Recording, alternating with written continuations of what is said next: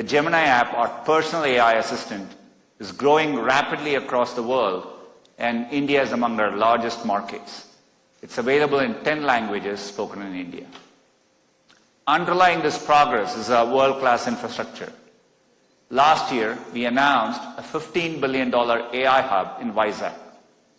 This hub will house gigawatt-scale compute and a new international subsea cable gateway. When finished, it will bring jobs and the benefits of cutting-edge AI to people and businesses across India. Building on this, today we are announcing the India-America Connect initiative, which will deliver new subsea cable routes to increase AI connectivity between the US, India, and multiple locations across the Southern Hemisphere.